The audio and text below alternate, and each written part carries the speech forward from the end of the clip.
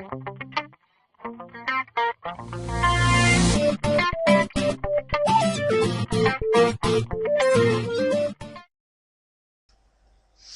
back. Today, guys, we are going to learn another way of predicting what type of bond is going to form between different elements. We know that if elements are from opposite sides of the periodic table, it's going to probably be an ionic. We know if both the elements involved are non-metals, from the right-hand side, it's going to be covalent. But how do we tell if it's a polar covalent or a non-polar covalent? That's what we're going to learn about today. And then the second thing, we're going to talk about a special type of molecule. Remember, molecules are covalently bonded, called diatomic molecules. So let's first look at how we can use the electronegativity of an element or an atom to determine what type of bond it's going to form.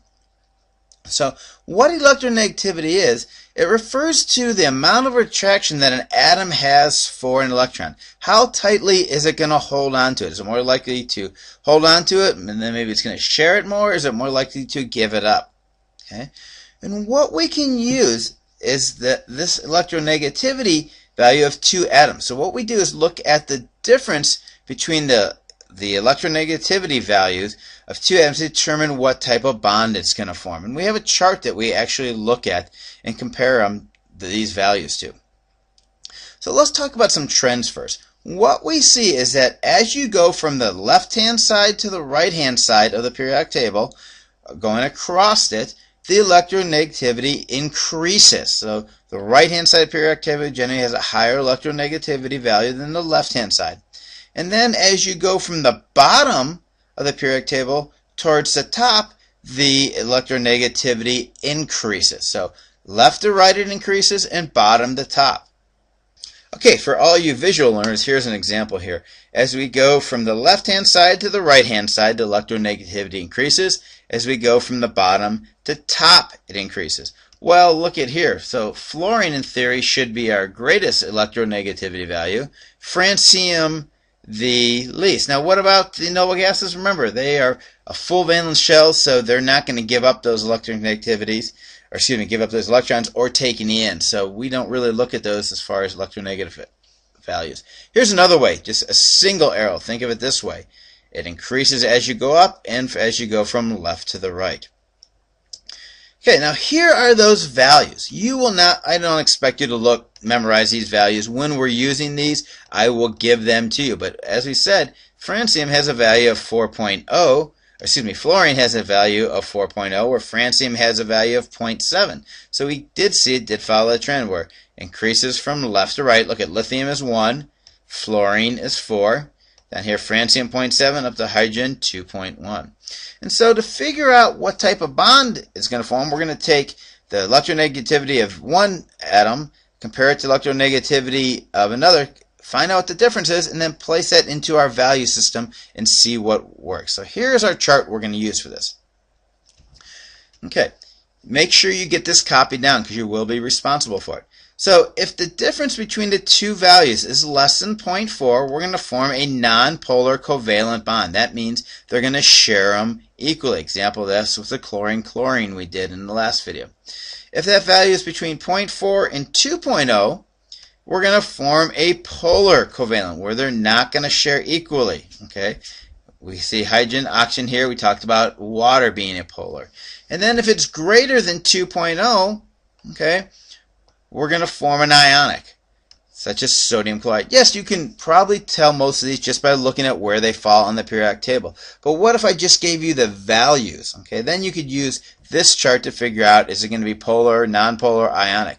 Okay, so you do need to make sure you get those values down. Let's try an example of this.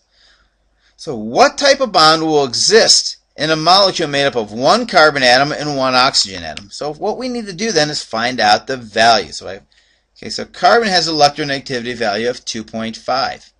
Oxygen has 3.5. The difference between the two is 1.0. If we look back at our chart, it said between 0.4 and 2 is a polar covalent. So this is going to form a polar covalent, meaning they're not going to have an equal sharing of electrons. Pretty simple. This is all you have to do this. So we won't spend a lot of time on it, but I do want to make you aware of this. And there is other practical applications of this, which when you take upper level chem, AP chem, and so on, you'll get more into value of it. For us, this is about as far as we're going to go. Okay, the last thing I want to talk about today are what we call diatomic molecules. Remember, our prefix di means two, so it's two atoms, and molecules tells us the intermolecular bond is a covalent. So a diatomic molecule are molecules that consist of only two atoms. And what's unique about it is that those two atoms are both of the same element bonded together.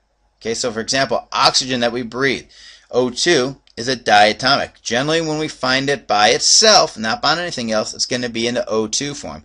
And that's same for all these. Okay, and there's generally 7 molecules that always exist as diatomic ions when they are by themselves.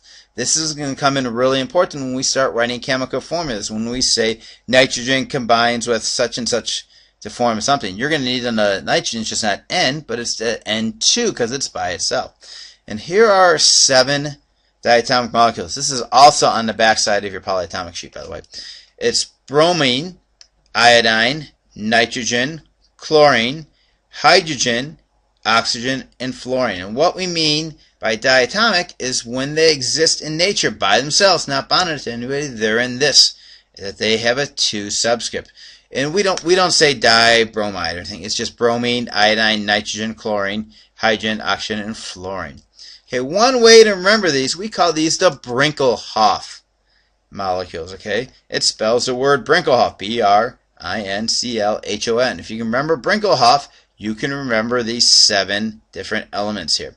Ask me in class, I'll show you another way to memorize them that I like, that I use because I'm too lazy to remember how to spell Brinkelhoff. I have a way of showing you on the periodic table. Ask me about that and I'll show them to you in class.